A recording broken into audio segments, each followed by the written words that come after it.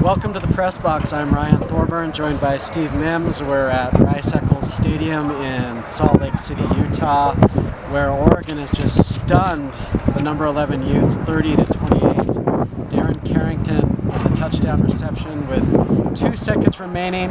Steve, the Pac-12 refs had to look at this one for a while, but there was a little red end zone in between his white cleat and the white sideline, and the Ducks get a huge victory.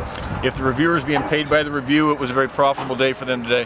One of those crazy games where you can't recite any stats. You have a hard time even remembering kind of drive to drive what happened. It just seems like, especially that fourth quarter, there were momentum swings the whole way. Oregon gives up a crazy punt for a touchdown, comes back and scores. Utah goes down, scores, and Oregon, with the freshman quarterback, puts together a drive that almost fittingly ended with a review for Oregon's way.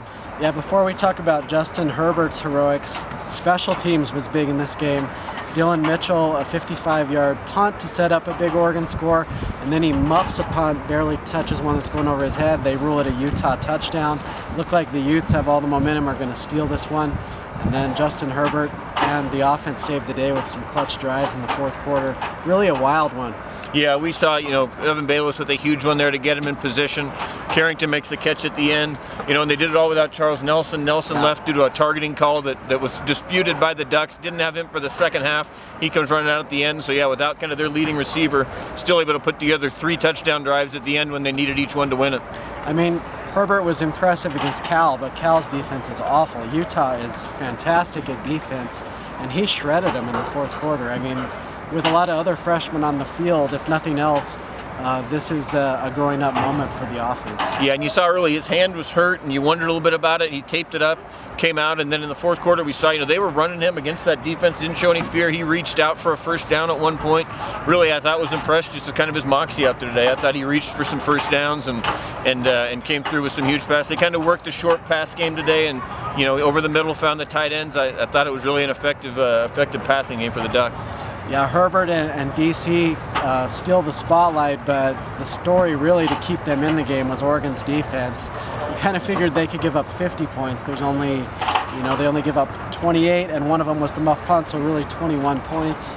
Amazing job by Brady Hoke's team that's running out of defensive linemen. Yeah, and they gave up the first drive, I think was a 6-play touchdown drive, and you thought, here you go again.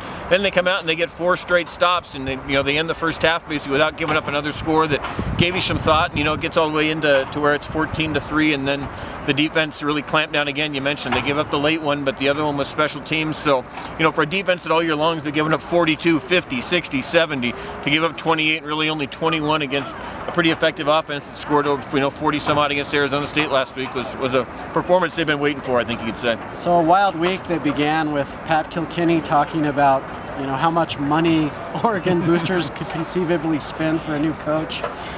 You had some off-field troubles again for players, and now Helfrich flies home with a win over a ranked opponent.